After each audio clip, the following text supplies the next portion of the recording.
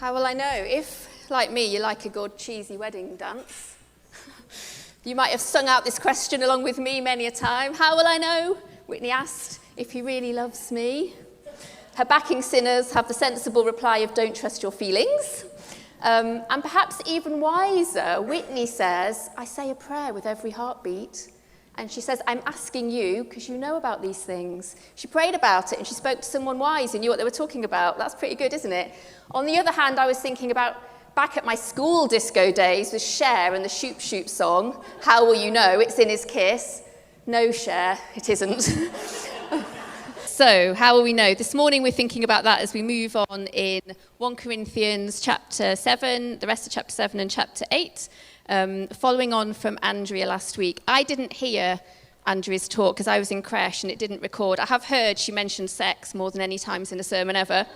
I'm not going to do that, but we are still looking a little bit about marriage. But I'm not going to dwell too much on how will I know when it comes to marriage, rather than the principles behind that in terms of how we make these big decisions in our lives, whether that's our job or where we live or all these different things. And the other question that Paul is answering in the chapters today, that the church have written to him and they've asked him a question, it's about can we eat meat that's been sacrificed to idols? And I thought that's probably not a pressing question for most of us, but again, there's some really good principles behind his answer, and I was really stopped in my tracks actually reading these words. I probably read a lot of times before in terms of what we come across is the most extraordinary, radical, life-changing love in Paul's response. So we will get onto that in a little bit. But to summarize the end at the beginning, as followers of Jesus, I thought the question is not really how will I know if they love me, but how will I show this powerful love of Jesus through how I live. So before we start reading the verses, I wanted to remind us that with a lot of the verses in this letter that Paul wrote, this is a letter Paul wrote to a specific group of people at a specific time. He's answering their specific questions. So this isn't what the Bible and what God says, everything about marriage and life, okay? And we need to be careful sometimes, don't we, not to hone in on one or two verses and think, oh, well, that's what I have to do, that's the answer for me. You might find God speaks to you directly through them, but we need to be careful about that because it's not necessarily, it's more about the principles that we're thinking of. So, chapter 7, and I'm starting where Andrea stopped last week from verse 25. I'm not reading every verse, I'm missing some of them out because there's quite a lot there. So, Paul says, now, regarding your question about the young women who are not yet married, I do not have a command from the Lord for them, but the Lord in his mercy has given me wisdom that can be trusted, and I will share it with you. Because of the present crisis, I think it's best to remain as you are. If you have a wife, don't seek to end the marriage. If you do not have a wife, do not seek to get married. But if you do get married, it's not a sin. And if a young woman gets married, it's not a sin. However, those who get married at this time will have troubles. And I'm trying to spare you those problems. I'm saying this for your benefit, not to place restrictions on you. I want you to do whatever will help you serve the Lord best with as few distractions as possible. So Paul is being clear here that this is his wisdom and his advice, isn't it? He's not had a specific word message from God for them. I don't have a word from God about you personally, he says. And that, again, is an important distinction. I spoke last time I preached about hearing from God and when God speaks to us directly, that personal guidance God can give us. But he also wants us to use common sense, doesn't he? And to be practical and to be sensible and to apply the principles that he's given us to the decisions we make, to be able to apply his word to our context. Sometimes we're thinking, is this right or wrong? Is it a sin? Is it godly? But sometimes it's not one or the other, is it? It's just different options. It's just different decisions that we have to make, none of which on the face of it are good or bad or wise or foolish. But it's important, I think, when we're giving or when we're receiving advice that we make that distinction. Is this something God has said specifically to me about me? Is it just something that is generally always going to be the right thing to do? For example, it says in the Bible, if we're talking about marriage, honor your husband or your wife. That's always a principle that we should follow. But in general, sometimes, it doesn't speak directly to our situation, does it? For example, those of us raising children thinking about phones and social media, there's nothing in the Bible about that. But there is a lot in the Bible about how we raise our children and good parenting. So some thoughts from these verses then about how we know what's right when there's no clear, obvious right or wrong. So firstly, I think Paul is telling them to consider the circumstances. The Corinthians were living in really challenging times. We've heard about this. There was persecution for Christians going on. There was financial penalties for people going on. So Paul was probably being quite practical when he said, don't look to get married. It's not going to be settling down to a cozy life together if you get married right now. I was thinking it's a little bit like maybe in times when people are facing war. If you're going off to war as a man, maybe now is not the best time to get married and get yourself a wife because it's going to cause worry and pain and grief. We don't know if Paul has even met these young women. So he's not saying yes or no to them as to what they should do. It's like it's their life. But he's saying think about it. Think about your situation. Given all that's going on, having a marriage partner to think about, to take care of, maybe then having children, it's going to be hard. And in verse 28, he said, if you get married, you will have trouble. And amen, said everyone married here. So maybe don't look for that. Don't set out to find a wife. But he's saying, look, if you meet someone and you fall in love and you want to get married and be blessed in that. Absolutely go ahead. But there is a difference, isn't there, in that? Consider your reasons, I think Paul is saying as well. I don't think Paul is saying don't pray about it, don't hope for it. Young women shouldn't look forward to one day being married if that's what they want. But he's saying don't make it a must. Don't make it your number one most important thing that you have to have.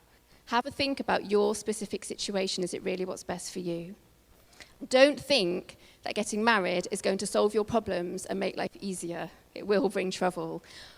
I think living in that kind of close relationship with someone, it really shines a light on our flaws like nothing else, doesn't it? They see you first thing in the morning when you're stressed, when you're exhausted, when you're throwing up. I found out when I got married that I do not do well if I don't get my own way. I didn't know that about myself until then.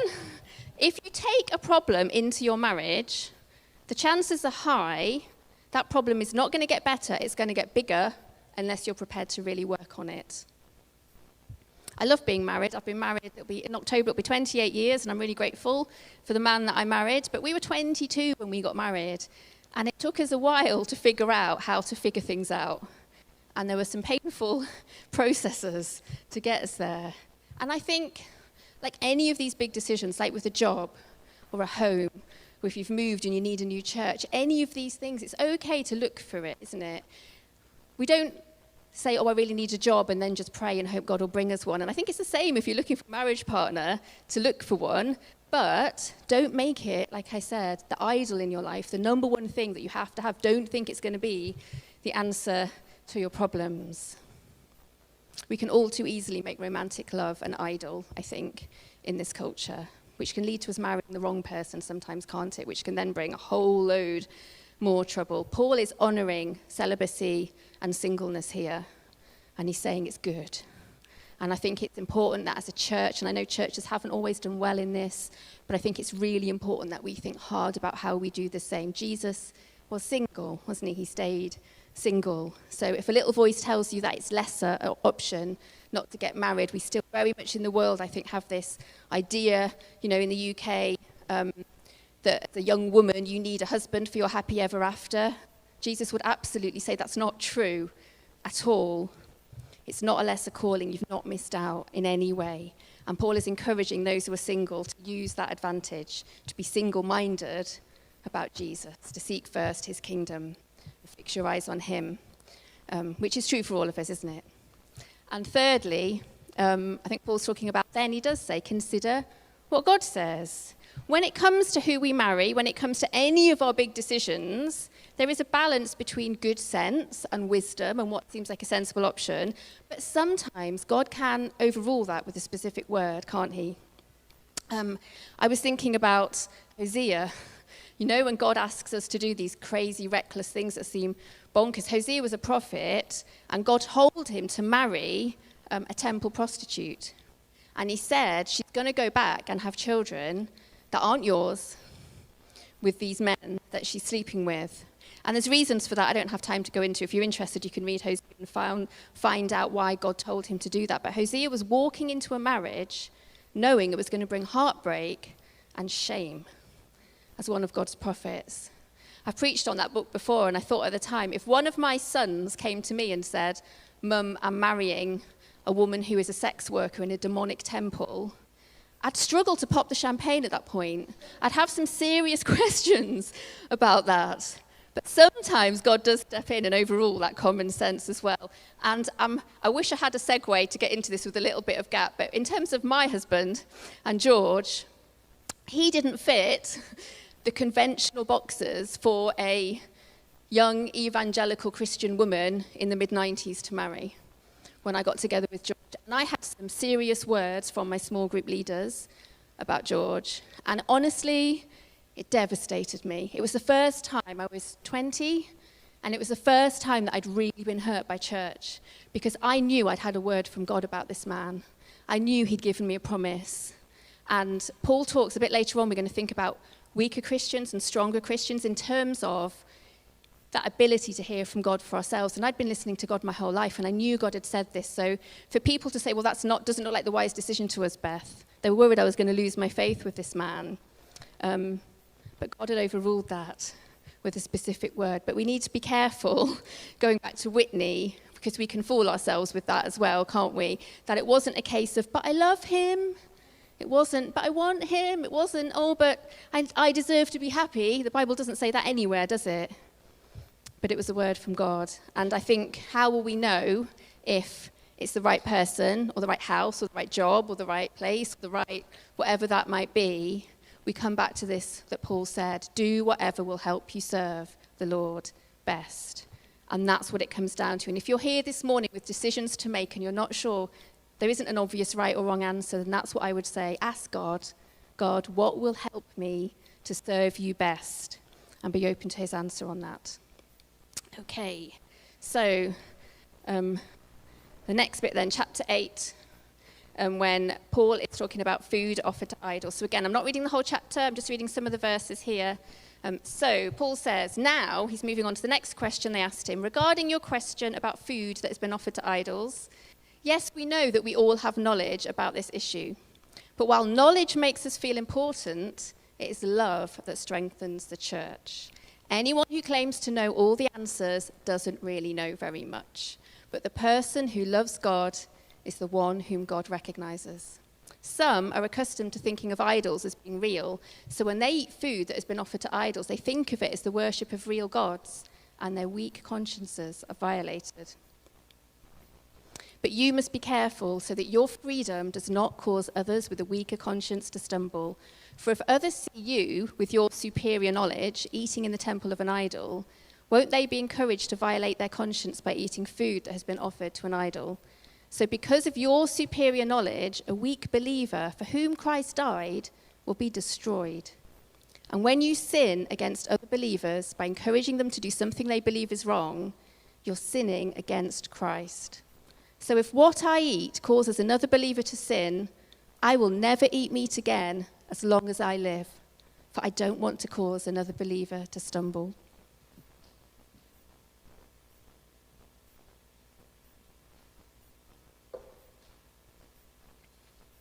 So we need a bit of context here before we get into maybe how it can speak to us today. In Corinth, again, as we've heard about in this series, it's a hotbed of cultures and religions. There's a lot of different gods being worshipped, a lot of different temples and different practices, some of which were really nasty, really awful stuff was going on there. But one thing that was very commonplace was buying some meat and taking it to the temple to sacrifice to one of these idols. So if it was a private sacrifice that you brought, a bit of the meat would get burnt on the altar to the god. Some of the meat would then go to the priest for him to eat and live off. And the rest of it would go back to the person that had brought it, and they would then use that in maybe like a feast or a public celebration or like a networking event kind of thing that they do in those days in a social occasion. So the chances were, if you lived in Corinth and you were invited to a party or a gathering of people, there was going to be meat that had been sacrificed to idols. It was hard to avoid that. If it was a public sacrifice, then the extra meat would go to be sold in markets and shops, and the priests would keep the money. So again, every time you bought meat, it could have been sacrificed to idols. It was hard to know and to be able to judge that. So the question they were asking was, if we're eating that meat, are we joining in worshipping an idol rather than God? When, the Ten Commandments, the Bible's very clear that we only worship God. Paul discusses whether that is true or not in the next couple of chapters, in chapter 9 and 10. So I'm not going to talk about that, but what he's saying here is, it doesn't just matter whether it's true or not. It matters whether people think it's true or not. It's not just whether the act itself is wrong, is a sin, but what do people think about it? And how does it make other people in your church feel when they do it or when they see you do it? So, number 4, in how will we know what to do, consider others. Have I got another slide? Yes. This is all about our personal freedom versus our corporate responsibility at church to each other. And I love this verse 1 in chapter 8. I've had this underlined in my Bible for years. Knowledge makes us feel important. I love knowledge. But it is love that strengthens the church. I mentioned when I first got married, I very much needed to be right. And words are my thing. I'm an author. God's blessed me with that. George will tell you, I could always win an argument against George. Words are not his thing, and he's an internal processor. So when I'm firing all this stuff at him, he will sit there and take what seems like an unbearably long time to follow and think and think and think and think and think. And then when he's finally thought of something, he'll say it. So I could always beat him in an argument. And he used to say to me, Beth, I'm not even going to argue with you anymore because you will win whether you're right or wrong. And that does not lead to a strong marriage because it leads to someone who doesn't want to share their heart with me, actually, because I'm just going to shoot them down with my words. And I hope George would tell you that a long time ago, I learned that listening and understanding and trying to see something from someone else's point of view and grace and compassion is always the better option to an argument rather than just trying to win and prove I'm right, even when I know secretly I'm not right. Doesn't happen very often, but it has. I don't think people are often going to change their mind by our clever words, are they? Oh, this nonsense we see on social media, people arguing back and forth, that's never going to change anyone's mind. But love can turn the hardest of hearts, can't it? Love can change everything and win over that.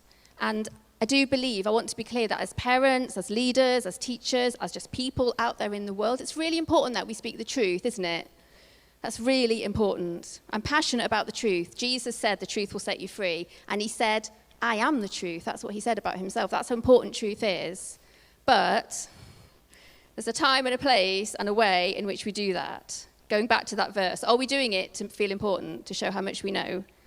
Or are we doing it out of love and compassion for people to set them free? And I think we need church to be a safe place where we can be real about our doubts, about the things we're questioning, about the things that we're not sure about. Because otherwise, if we can't be honest about that, about our differences, then it becomes a place where we hide them out of shame, doesn't it? Or it's a place where we end up with division and arguments and trouble that way.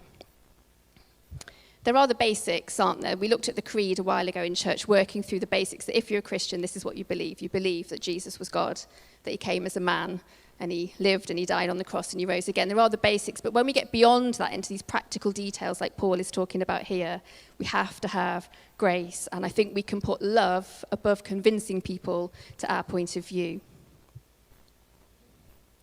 We can't absorb all the truth in one go, can we? I know I've talked about this before when we talked about having the mind of Christ. God is patient in showing us the truth and renewing our minds to think like him. He doesn't correct every wrong thought or wrong thing we do all the time because it takes us time to figure that out. I look back now and I think, I can't believe I thought that however many years ago. When we used to run a small group for the people in their 20s, I can remember once really fretting about something that a couple of the young guys in the group had been talking about. And I was like, oh God, I'm worried about them, I'm worried about this.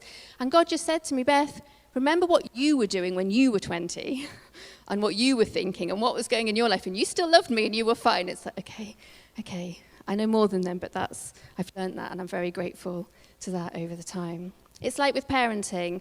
Our 1-month-old foster baby, I have a foster baby now. Our 1-month-old foster baby was screaming hungry this morning. I did not say to little foster baby, you need to stop and ask me respectfully before I'm going to give you any food. I can tell you I have said that many a time to older children in my house, because they're older and they know better. Do you know, talking of this, some teenagers know everything, don't they? Have you met one of those? I was one of those. They can certainly have an answer for everything. So I'm thinking verse 2 might have to go on my fridge. Anyone who claims to have all the answers doesn't really know very much. But is that true? The older we get, the more we realize what we don't know. I think we get more certain about some things. I am more certain, I guess, than I ever was that God is faithful and he's with me and he's working all things out for our good and for his glory. But there are so many other things that I would say I was so sure about that, but life is not that simple, is it? Life can get complicated and get messier the older we get as well. But I hope that as we follow Jesus over time, we can grow in grace about these things. And it's about staying humble, isn't it? And accepting the fact that other people know differently to us, on a different path with God. And lots of examples I could share. One I thought I could share. I grew up in a Church of England church. My dad became ordained as a priest when I was older. As a teenager, I left that because I didn't agree with some of the stuff theologically. So I went to a Baptist church and I got baptized when I was 15. But you might be surprised if you don't know this, that I had all my 3 birth children christened in a Catholic church. George, my husband, was a Catholic from Northern Ireland, one of the reasons he didn't tick the box, and his parents lived a lot, in a different country to us. This was their first grandchildren, and we had a really tricky, tough year that first year before our first daughter was born. And I felt like, while we were planning weddings and stuff, they couldn't be involved in any of that, but I thought this is a chance for his family to celebrate, actually, and to bring these 2 families together and do something lovely. And I read, they also believe that if an unbaptized baby dies, they don't go to heaven. And I wanted to take that away from them as well, actually, and think, let's just tick that box so you don't have to worry about that kind of thing. I read everything I had to say in the Catholic christening service, and I didn't disagree with any of it. I said, I'm going to renounce the devil and raise my children up to love Jesus. All of that was fine. But I am a firm believer in believers' baptism. I think you should wait and decide for yourself before you get baptized. And all those children then did get baptized here at King's as teenagers. But it's not a make or break gospel issue. My parents, as Church of England, didn't get baptized as adults. Romans 10:9 says, if you confess with your mouth Jesus is Lord and believe in your heart God raised him from the dead, you will be saved. So that's it for me. So in taking that act of grace, that was me choosing love over what I could say was knowledge that I think you should decide before you get baptized. So Paul is very clearly saying here, be considerate. Don't be stubborn about these things. Another example, I enjoy a glass of wine. I mention this a lot lately. I'm going to have to think about this. Jesus drank wine. I am really happy that I have a healthy relationship with the odd glass of wine. It's not something that's going to trip me up. But I know that it might be for you. And I know that you might not feel comfortable with drinking at all. And as a Christian, you feel like that's a decision you need to make. So if I'm with you for a meal and you don't drink, I am not going to drink to prove a point. I'm not going to try and persuade you to drink. Paul has been very clear here that if you think it's not okay, I'm sinning if I try and make you think it is okay. If I try and persuade a person who feels anything isn't okay to do it as a Christian, it's that I'm sinning against Christ. I take that very seriously. Even if I'm right, if I'm persuading them to do something that they believe is wrong, even if that isn't true. I think we can explain why we think something is okay, if we do, and to say, why don't we pray about it, look into it. But you mustn't encourage them to do it until they've decided for themselves that they feel like it's okay. Because if you're doing something, this is what this is saying, if you're doing something that you believe to be wrong, that God has told you not to, if you do it, you're doing something wrong, even if the actual thing in itself isn't wrong. Because it's not about the thing in itself, is it? It's about our attitude, it's about our heart, it's about our intention to follow Jesus or to ignore him. And we could say, it's just food. That's what the Christians in Corinth were saying, some of them. It's just food, but to some of them it isn't just food. And when Paul talks about a weaker believer, in these verses, he's not talking about how much faith they have. Often, new Christians have the biggest faith, don't they? They have huge faith. He's not talking about weak as in how much can they handle, what can they cope with in life. Paul is talking about a new Christian who still finds a lot of God's ways confusing and new and strange and different. So they need a lot of help and input in figuring out what God does want, how we should live, what is right and what is true, and how to follow Jesus in practical day-to-day life. So naturally, they're going to be looking to more mature Christians to kind of copy them and see what they do and think, okay, if they're doing that, it must be okay. If they're not doing that, it might not be okay. So for those of us who are more mature, who've been following Jesus longer, we do need to think really carefully about what we're doing, about how we're talking to people. A stronger Christian, Paul is talking about here, is someone who has that understanding of God's ways. Their mind has been being transformed, like the Bible says, and starting to understand how God thinks and what God wants. But at the same time, it's someone that's developed that listening ear to God, so they can hear those unexpected, perhaps out of the ordinary directions from God about things to do and how to live. And it's also, as we get mature, we do recognize that we do all have personal weaknesses, don't we? Where we need to draw boundaries for ourselves personally. I'm okay drinking a glass of wine, but there are things that I won't do that you would be fine doing, because I know that can lead me into temptation and down a route of thinking or whatever that's not good for me. I have my son, Joe, one of his best friends became a Christian a couple of years ago, and he came out of a crazy party lifestyle. He had addictions to drugs and alcohol, and he would party, and he had this radical conversion. He's now, I'd love to get him to speak here. He's a total full-on evangelist. He spends a lot of his time going around the university in Birmingham just talking to people about Jesus. He's an awesome young man, but he came for tea at our house one time, and he spilt the tea on his trousers, on his joggers, and he was like, oh no, I'm leading worship tomorrow, and my other pair of joggers are already dirty, and he had to drive back to Birmingham. This was a Saturday night. I'm like, what are you talking about?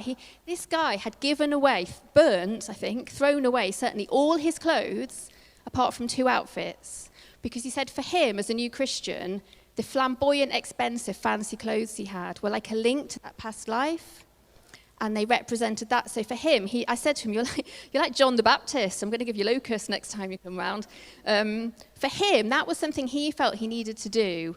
One day, he will feel, I hope it's now, I did say you could buy one more pair of joggers. He'll be able to enjoy beautiful clothes again. I think that's fine for us to enjoy beautiful clothes. It's not a sin for most of us, but for that young man at that time, that was wrong. He knew that was wrong for him to do because of where it took him in his head. So I'm not going to go out shopping with this guy if I want to buy clothes. You know, we're going to be tactful and sensible and kind to him about that. Are you responsible for someone else sinning? Is it your fault if someone else sins? It's their choice at the end of the day, isn't it? You don't control them. You don't control what they do. No, but Paul is saying maybe it is a bit. If you're a leader in particular, if you're mature, if someone's looking up to you and you're a Christian and someone vulnerable, Paul is saying here in the Bible that you do take some responsibility, actually. And this last verse did blow my mind a little bit. Paul says, if what I eat causes another believer to sin, I will never eat meat again as long as I live. That's a big statement to make, isn't it? When he knows that eating meat is actually fine. Would you be prepared to go vegetarian for the rest of your life if it stops someone else sinning when you even knew there was nothing wrong with eating the meat? What radical love we are called to as God's people. What would you be prepared to give up, to do, or to not do for the sake of someone less mature in their Christian faith? It's that reminder that we are brothers and sisters, aren't we? We are part of one body. We're not just members of a group together. We're not just colleagues. We're not just neighbors. We are one. So I guess if you would do it for a member of your family, if it meant they wouldn't be destroyed, they wouldn't lose their faith, would you do it for any one of us? We might come across things like, well, it's my life. That's their problem. It's none of their business what I get up to. I'm not responsible for their choices. There's nothing wrong with it, so why shouldn't I? In the Message translation, Paul says, why shouldn't you? Because you'll hurt your friend and you'll hurt Christ. And I want to be clear, he's not saying don't do it if someone's going to criticize you or judge you or gossip about you, or if someone's going to feel challenged by how you're living, or if someone's going to be uncomfortable with what you do or think less of you. He's not saying that, or because someone thinks you might be singing. He's not saying you don't have to do it because of that. He's saying that if they're going to think that holiness and obeying God isn't that important as a Christian, or they're going to then give in and do something that they think is wrong, then be considerate. Think about whether you should do it. Think about the context in which you do it. Think about how much of a big deal is this really. Paul says it's just meat, it's just food. Is it that big a deal? Can you and should you let it go for their sake? We're not to think as God's people, what can I get away with? But to think, what is going to bless and what is going to strengthen the church? I hope, like me, you'd love to have more people come along and join us at King's who think that we're weird. Like a foreign culture, we're aliens, what are they doing? How are they living? What is this? Because we do things like lay down our rights for each other. But I wonder if God will be able to trust us with more of that when we can welcome them with grace and compassion, with patience and sensitivity, understanding that they need to know that they are loved and welcome here and accepted more than they need to know how they might be wrong with the different things that they're doing in their life, and that we're right and we know more than them. So, to finish, how will I know? How will we know what to do? Do whatever will help you serve the Lord best, and remember that how we love is always more important than what we know. I'm just going to pray. I think we've got another song, yes? I just wanted to pray about this radical love, because we can't do this ourselves, can we? We can't make those kind of decisions and stick to them and love people like that. Do you want to come up? I'm just going to quickly pray. So Jesus, I thank you. You were the ultimate example in love without restraints, in love without borders, in love without asking for anything back when you came and left the glory of heaven and died for us. And I pray that as your people, you would help us, empower us, equip us, give us the knowledge that we need to love people the way that you loved us. Amen.